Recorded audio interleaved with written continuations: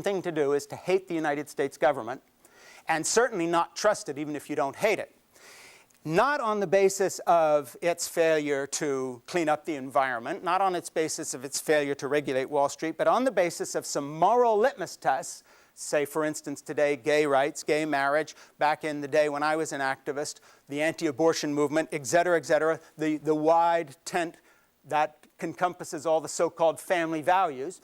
And we get mom and pop, no name, to get all riled up on these issues consistently. Then they vote in our candidates who then go to Washington and make sure we keep deregulating the banks and deregulating Wall Street and letting ExxonMobil do anything they want, because that's always been the agenda of the Republican Party since the year dot. And so when my family, as I talk about in Sex, Mom, and God, was sitting down with people like Ronald Reagan, and when I was staying in the home of Jack Kemp, who was Bob Dole's running mate, and before that, a very well-known congressman, and when we sat down with the Bush family, and when we talked to Gerald Ford, and my mom would go swimming with Betty Ford in the White House pool, didn't even need a pass to get into the White House or an invitation, would literally knock on the gate as if she was just going over to a neighbor's house, and the guard would say, "There's some crazy lady here who says he knows, is it Edith Shaeffer? Let her in," and she'd go swim laps. As I talk about in the book, the net result of that was that if you fast forward to the present tense, you have a bunch of people using the language of the pro-life movement that we created, say, talking about death panels, which is the way they described healthcare reform, or saying we have to defund the government because no one should have to pay taxes, and or we can't regulate the Wall Street or the banks or the oil companies. Global warming is a myth because it hurts business, and what we're all about is defending business, et cetera, et cetera. The reason these folks are in power is not on the basis of those issues. They're in power because there were a bunch of people very exercised about Roe v. Wade, about gay rights, about other issues as well, including, before that, integration, because you had a large, broad swath of a racist element in the conservative evangelical movement as well. And so it's actually been a very clever thing and very symbiotic. There's only been two results that are a little unhappy from my point of view. One is we only have one political party in America now, the Democrats, and the other is a religious institution controlled by a reformed, not reformed, unfortunately not reformed, reformed in the sense of remade under a new guise group of people called the Tea Party.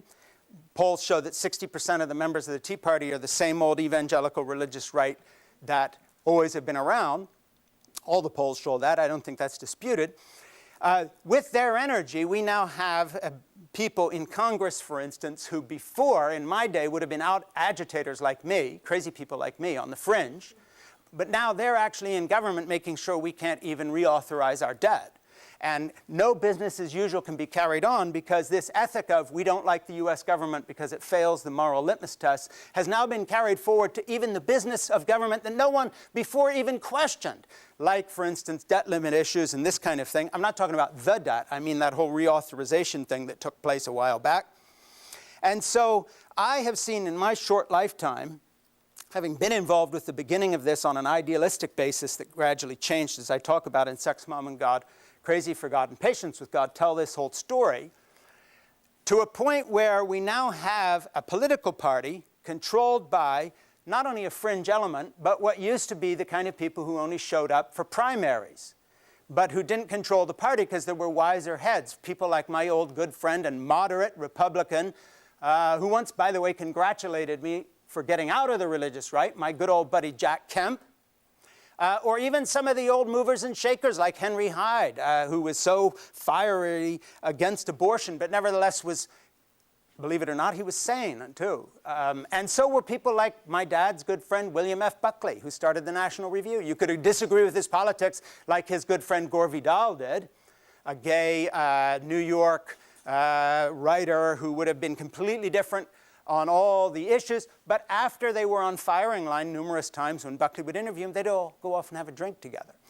Well, believe me, today, Rupert Murdoch's minions and propagandists at Fox News are not going off and having drinks with people that they are blasting as not real Americans, dangerous, sympathizers to terrorists, and all the other rhetoric you hear pouring out of the right. And, to be fair, from the left as well, because I write for a lot of left-wing blogs like Alternet and Huffington Post, where you can find my work pretty regularly. And when you read the comments and when you read some of the articles, it's a fiery confrontation that's taking place now from both sides. And the idea of any kind of polite middle ground or even loyal opposition is totally out the window. So anyway, I tell that story. Now here's the third element that I told you to remind me of, and somebody just did by sort of looking at me. And that is, in Sex, Mom, and God, aptly named, Sex, Mom, and God, I talk about my mother. Why? Because it's very easy to play this game of demonizing the other. And so the way I try not to demonize the other, although when you read the right-wing blogs about me these days, you would think that I was Satan's cousin or maybe Satan himself, but I try not to in my books that I control, which, by the way, these right-wing bloggers never seem to read. They just say nasty things about me, which is okay, because with some enemies you don't need friends. The fact of the matter is, when you read Sex, Mom, and God, you'll see the story of a wonderful woman, and her name was Edith Shaeffer.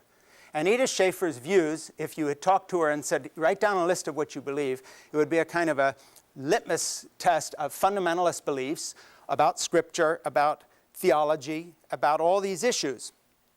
But if you actually showed up at L'Abri Fellowship during my childhood and knocked on the door, and you were a pregnant 16-year-old girl with no place to go, or you were a gay man who had hitchhiked his way across Europe and was now looking for a place to try to examine some spiritual issues in his life without sensing that people were judging him or her, or if you were an African student going to the University of Sofia in Bulgaria during a time when Africans were all shipped by the cartload off to the communist bloc to be indoctrinated, and you managed to get a visa and come out, here was a place you could stay for free, you would have found a woman who welcomed you in a way that a secular observer who would be quick to write off all evangelicals as reactionary, right-wing, hate-filled people, they would have said, oh, well, she must be an agnostic, she must be a secular humanist, she must be liberal, because look at how she receives everyone.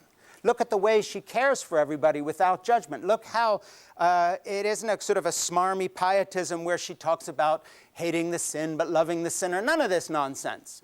She just gets up in the middle of the night when a drug addict pukes on her floor and cleans it up. She cares for the pregnant girl and says, I'll come with you to the hospital, you can have the baby. Oh, you don't need to put that baby up for adoption, you'll miss her later, you know. You just stay here with us for a couple of years until you grow up, we'll help you. That was my mom. And I tell Mother's story in Sex, Mom, and God for two reasons. First of all, she's gotten short shrift, sort of in the shadow of my father somewhat, who I talk about a lot more in Crazy for God. But when I finished writing for Crazy for God, I realized that I had left a huge chunk of my story untold, and that was the woman who read me the bedtime stories every night of great literature, swear words and all, by the way. And we're talking in the 50s now, when evangelicals and fundamentalists, you know, there were no progressives. They would have just thought it was like a faster train or something. Nobody laughed at that. That's a shame. Progressive, you know, there were none. I'll tell it again, try to get the laugh. But in any case, my mother was so luminous in her embrace of art, literature, people, individuals, what evangelicals today would call the sort of godless other, what Sarah Palin wrote off as not real Americans, the kind of people who don't live in the middle and who go to schools like Harvard and Yale and Princeton and MIT, et cetera, who are suspect because they have all this higher learning. This anti-knowledge thing, my mother wasn't like that. So I grew up hearing great books read, and I'm talking about not just the fun stuff, P.G. Wodehouse, or the literature, you know, the Dickens and the Bronte sisters. I'm also talking about Brave New World, 1984, Animal Farm. I can remember at about age 10 or 11 or 12, I forget what, sitting on the beach and Mom reading us Lord of the Flies. You know, this was her idea of how you raised kids. And looking back on it, it just stuns me, because she was as evangelical and fundamentalist as you can get if you looked at her theology. But somehow, when she had studied the life of Christ, what she had come up with was someone who was unafraid of knowledge, was not worried by science.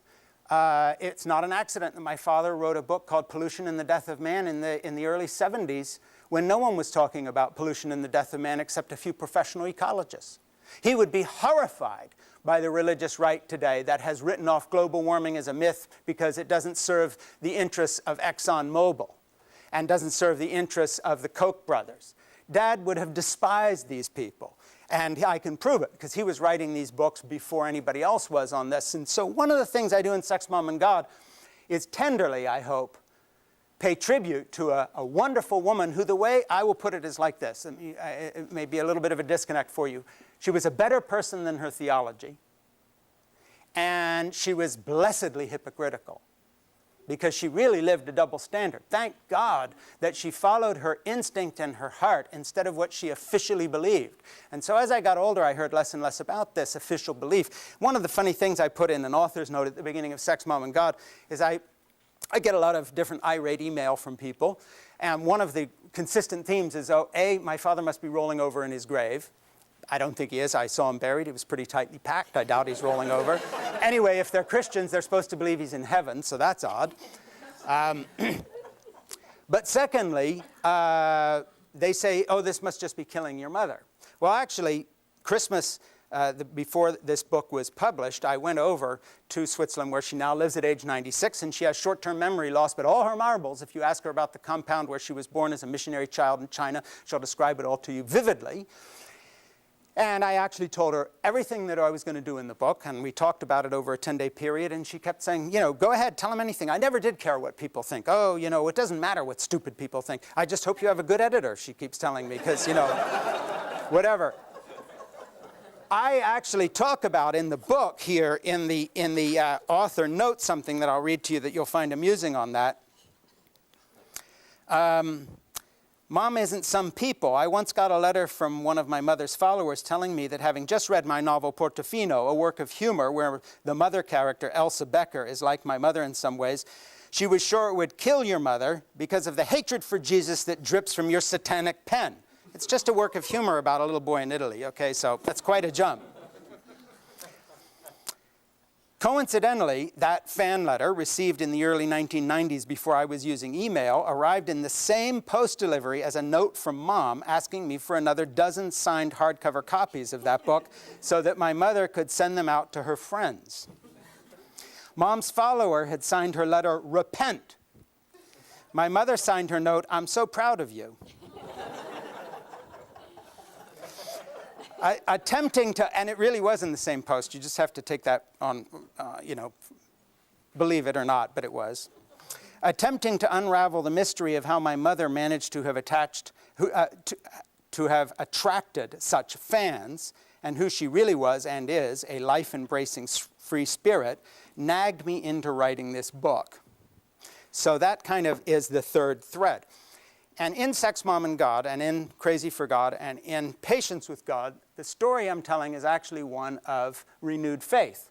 Because believe me, if I had been stuck at some point in my life believing that I had to stick with a combination of fundamentalist Protestant theology with right-wing politics that threw an ever wider net of hatred over anybody who disagrees, and went even further and said they were no longer real Americans, if that had been the choice, an all-or-nothing choice, I would have long since jumped ship and been, you know, Christopher Hitchens or Dawkins or one of these people.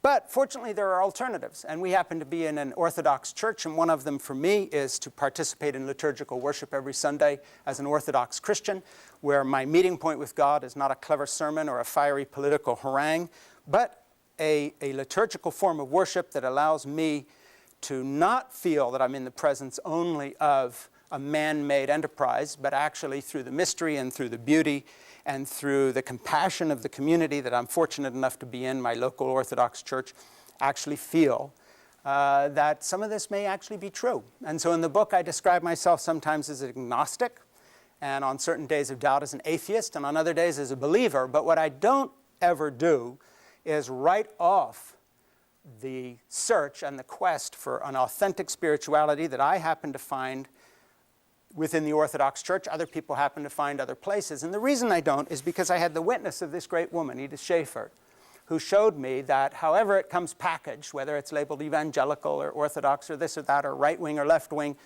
people can be better than their beliefs, and she was. And so, in fact, I think it's the other way around. I think that most of us, too much of the time, try to be consistent with what we say we believe, which, by the way, I'm not that old, but I'm older than I was when I was doing all this activity. Trying to stick with what you believe is nonsense, by the way, because you will change your mind as you grow older, and if you don't, it means you're an idiot. I'm sorry. And I don't mean you'll go left or right, but if you really believe with the same fervor now as, say, I did when I converted to the Orthodox Church some 25 years ago, I've learned nothing. And one thing I haven't learned is the spirit of orthodoxy, which is not like to hard-charging, judge everybody.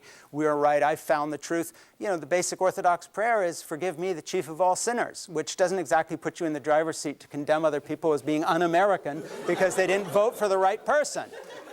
So that's a kind of a change for me. But it's because of Mom. It's because of Mom.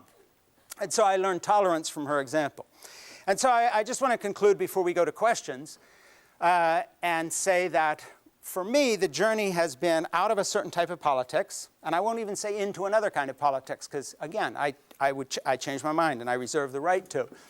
But it has certainly been out of what I would call a false certainty about everything to an ambivalence which I find actually reflected, as I talk about in my books, especially in Patience with God and also Sex, Mom, and God, in the ambivalence of certain desert fathers, in the thread of the Orthodox Church that isn't so cocksure about everything. Now look, there are some saints and some fathers and other people who are pretty sure about everything they say, or at least their writings seem that way, because you didn't meet them 40 years later when they'd changed their mind.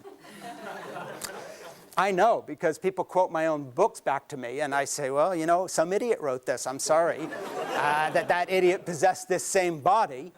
And you can talk to my wife about what it was like to live with a nutcase like that. But, you know, he's better, he's nicer, he's kinder and gentler. Just give me another 30 years, and hopefully I'll know something. So I don't blame saints for stuff they wrote when they were 28 or 34. You know, eventually they found some wisdom. Some of them did, perhaps. And some of them told stories like the one I'll conclude with, and that is that there was a saint, and I think this is a 10th century story from an Athonite monastery, who prayed, who became a saint later, but who prayed every night that God would show him who on his island, not island, but in the desert, on his mountain, would be a suitable spiritual father for himself, to be a confessor. He wanted to find, so the way he phrased the prayer was something like, show me who is truly holy here, who can instruct me. He's looking for a real spiritual father. So one night he has a dream, and an angel comes to him, his guardian angel, and they fly away, and the angel says, now I'm going to show you the holiest person in this community. Now this is a monastic story, okay, from over 1,000 years ago, so this isn't liberal, this isn't left-wing, this isn't touchy-feely, this isn't universalist, this isn't, you know, Episcopalians blessing the animals, this is just, you know, Orthodox tradition, but that softer, gentler, kinder thread. And the angel goes over the whole holy mountain, and he looks down, he sees all the monks he knows in their caves, and they're praying, and they're doing their matanyas, and so forth and so on all night long. But they keep going, and they leave the monastery. And they go to the outskirts of a town. And on the outskirts of the town, they fly over the garbage dump. And on the garbage dump, there's a woman picking up garbage, sorting through it, trying to find something to eat. And they follow her home to her 7 children.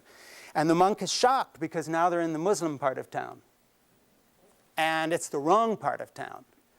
And he says, but this is a Muslim, and worse, given the misogyny of the whole Christian church, and don't forget it, because I talk about it in my book, it's real, unfortunately, like the whole human race. It's a woman. It's a woman, and she's not even a Christian. And the angel said, you didn't ask me to show you a man who was a Christian. You said to reveal the only holy person here, where you live. That was your question. And then the monk woke up with a lot to think about. With a lot to think about in terms of what the message of actual forgiveness and orthodoxy and repentance is. So that said, I'm going to take some questions, and I would just like to tell you that if you have a question, if you would come line up here at the microphone and ask your question there, and please come on up if you have one, or shout it out and I'll repeat it, but it would be better if you went to the mic. So you agreed with everything you've just heard, and you're all going to buy my book. Somebody just come up there. Ask a question. You must have one. Yeah, you do. I don't know if you saw the recent Jon Stewart episode where he's talking about Ron Paul being really pushed aside because he's not part of this overall evangelical narrative, I think. I was just wondering if you could comment on that, because Sure. It's interesting. Yeah, the question about Ron Paul being pushed aside because he's not part of the evangelical narrative. And I think the same thing in the end would happen to a Mormon or a certain type of Jew or somebody else you know, certainly an atheist. It's too bad we don't have a sensible atheist president once in a while to set things straight. I'd vote for him in a heartbeat.